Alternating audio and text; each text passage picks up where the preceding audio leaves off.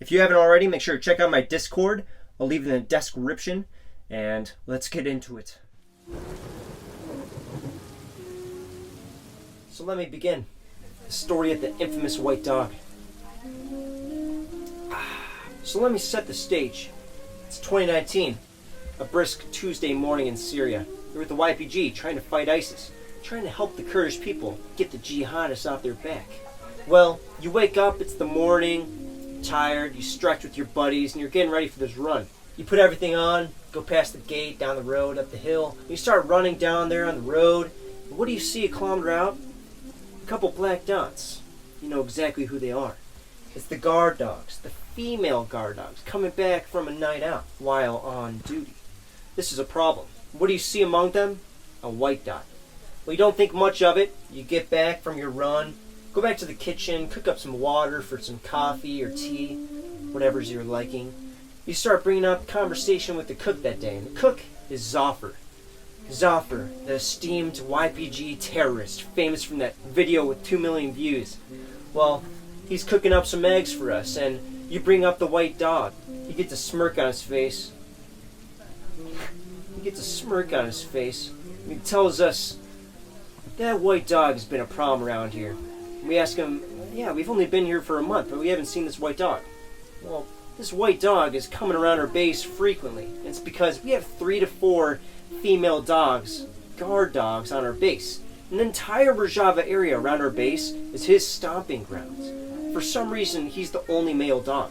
So recently, because it's springtime, he's taken advantage of all the dogs going in heat.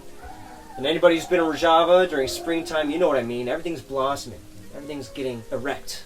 The cats are going in heat. The dogs are going in heat. There's a million different caterpillars for some reason, but I still don't know why. Everything's blossoming, and I sort of relate to this dog. I understand. He's a young lad, spring break, taking all the broads out at night. I can't blame the guy.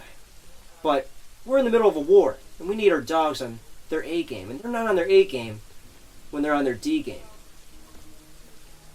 And Zafar also brought up how this dog isn't a problem just because he's taking our guard dogs at night. He's also a problem because Zafar's cats. And Zafar, the way he rates them is Zafar's cats, Zafar's Havals.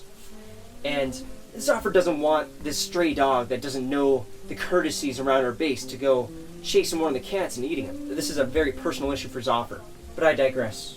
Later that month, not much to mention of the white dog. Sometimes he's patrolling around, we have to shoo him away. He's taking our dogs almost every night.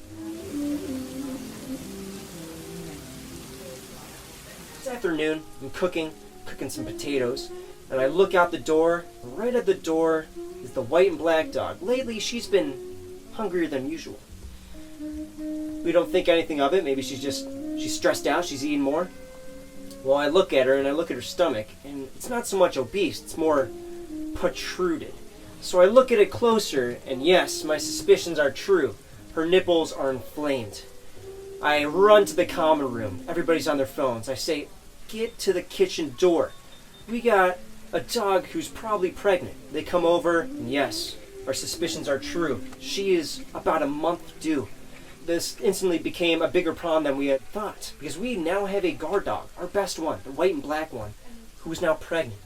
So that Sunday, we have our group meeting, our unit meeting, also called a tech meal. We bring up the white dog. We bring up how he's now a bigger issue than what we had thought. Not only is he a risk to Zafar's cats, he's also a risk to the safety of our base because he's taking all the guard dogs at night.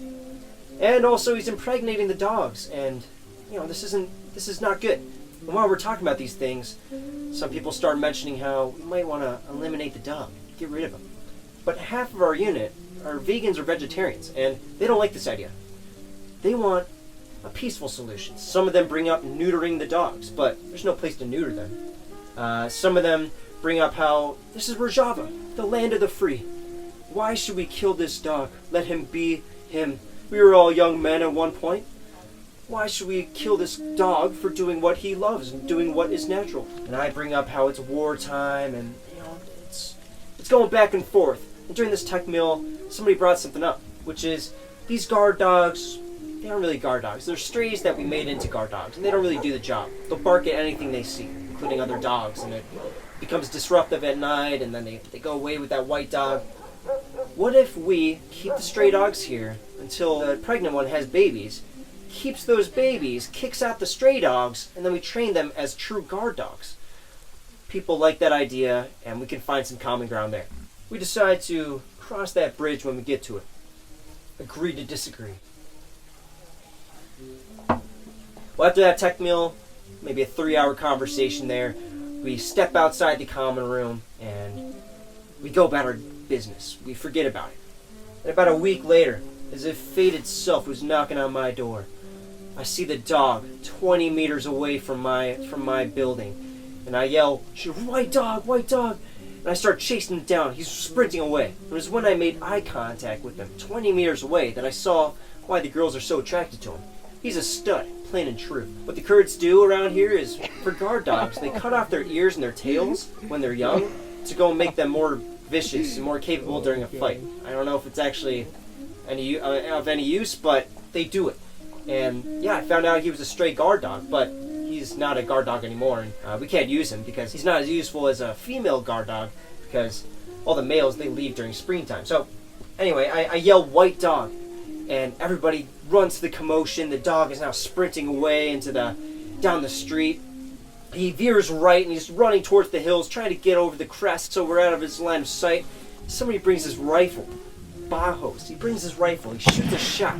The vegans go absolutely nuts. They're running towards him. Why did you shoot? Why did you shoot? Didn't we agree not to do anything? And people are arguing. Bajos claims that he shot in the air, but I have my suspicions. I think he shot towards it.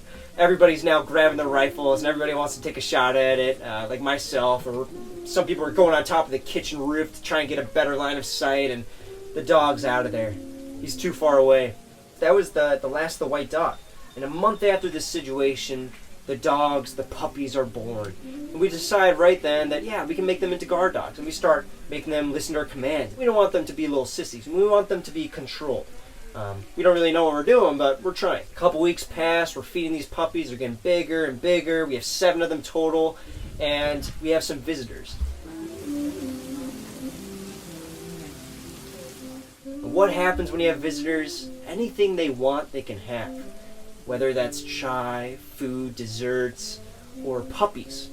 We have 7 puppies. They decide, hey, can we have a couple of them?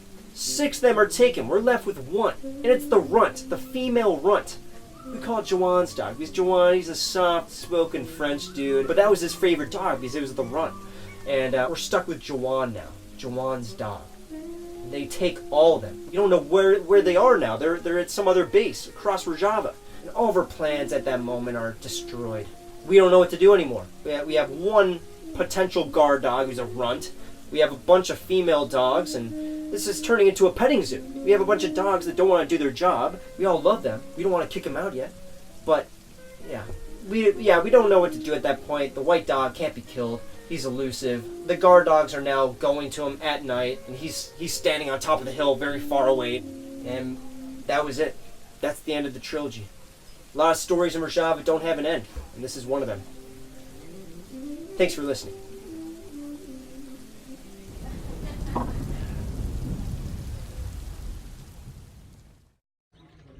The elusive white dog. NANI?!